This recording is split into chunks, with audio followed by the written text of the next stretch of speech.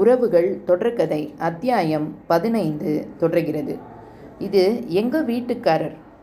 போலீஸ்காரன் வீட்டு காரிலேயே கை வைக்கணும் என்றால் உனக்கு எவ்வளவு தில் இருக்கணும்? இதில் நீ என்னை கேள்வி கேட்கிறாய். உனக்கு நல்ல கவனிப்பு வேண்டுமா என்று ஒரு கையை ஓங்கி காட்டி அவன் பேசிய வார்த்தைகளிலும் தொனியிலும் அரண்டு போய் அவசரமாக நழுவினான் அந்த முகமறியாதவன். காரில் இவள் வரவில்லையே, எங்கிருந்து முளைத்தாள்? அந்த லூசு புது கார் வாங்கிய ஜோரில் காரை கொஞ்சி விட்டு சாவியை எடுக்காமல் ஓட்டலுக்கு போனதை பார்த்துவிட்டுத்தானே இங்கே வந்தது. இவள் இருக்கும் தைரியத்தில் போயிருக்கிறான். இது போலீஸ்காரன் கார் வேறா? நல்ல வேளை மாட்டிக்கொள்ளாமல் இருந்தோமே என்று ஓடிவிட்டான். அவன் கண்ணிலிருந்து மறைந்த பின்னே காரை திரும்ப பார்த்தவள் கண்ணில் உள்ளே ஆடிக்கொண்டிருந்த கார் சாவி பட்டது. சுத்தம். போலீஸ்காரன் தம்பி திருடன் இல்லை, ஆனால் திருடனுக்கு வாய்ப்பை வெற்றிலைப்பாக்கு வச்சு வரவேற்பவன் போல என்று கேலியோடு எண்ணியவள் அந்த காரை பூட்டி சாவியை எடுத்துக்கொண்டு பேருந்தில் ஏறி தன் இருக்கையில் அமர்ந்து கொண்டாள்.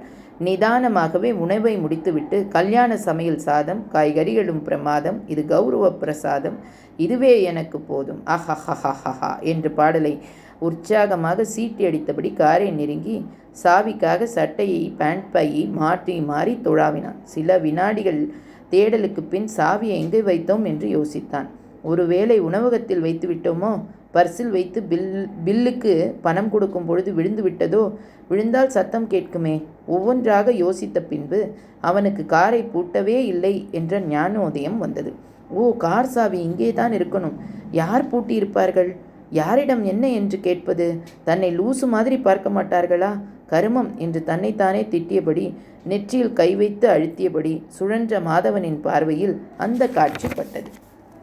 சுமார் 10 அடி தூரத்தில் நின்று இருந்த அந்த பேருந்தில் 3வது வரிசையின் ஜன்னலோர சீட்டில் அமர்ந்திருந்த ஒரு பெண்ணின் நீண்ட பொன்னிற மோதிர விரலில் சிவப்பு சாட்டின் துணியால் ஆன ஸ்டார் டிசைனில் கோர்த்த கார் சாவி அந்த கையை ஸ்டைலாக ஜன்னலில் வைத்து சாய்ந்திருந்தவளின் முகம் வெளியே தெரியவில்லை. ஆனால் சாவி அவனுடையதுதான், அதில் எந்த சந்தேகமும் இல்லை.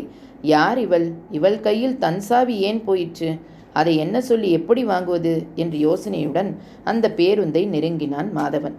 பேருந்தின் அந்த ஜன்னலோர இருக்கையில் அமர்ந்திருந்த பெண்ணிடம் இருப்பது தன்னுடைய கார் சாவிதான் என்பதை உறுதி செய்து அவளை நோக்கி நடக்க ஆரம்பித்து விட்டாலும் அவனுக்கு எரிச்சலாக இருந்தது. மாதவா, இப்படி சொதப்பிட்டியேடா. வாழ்க்கையில் முதலாக சந்திக்க போகும் ஒரு பெண்ணிடம், அதுவும் இளம் பெண்ணிடம், இப்படி உன்னோட இமேஜை கேவலமாக்கிட்டியே. எல்லா இடத்திலும் நல்லவர் வல்லவர் நாளும் தெரிஞ்சவர் என்று இருக்கும் உனக்கு இது தேவையா என்று தன்னைத்தானே நொந்து கொண்டு பேருந்தின் அருகில் வந்து நின்றான் மாதவன். பேருந்தை நெருங்கும் பொழுதே அவளை எடை போட்டபடி வந்தான். நல்ல நிறம், கைகளின் மினுமினுப்பும், விரல்களில் அழகாக வளர்ந்த சீராக வெட்டப்பட்டிருந்த நகமும் சாயப்பூச்சும், சந்தன நிறத்தில் அடர்நீல டிசைனில் இருந்த சுடிதாரும், அடர்நீல துப்பட்டாவை கயிற்றாக தோளில் போட்டிருந்த ஸ்டைலும், ஒரு கையில் அடுக்கியிருந்த ஃபேன்சி வளையலும், இடது கையில் இருந்த அழகான வாட்சும்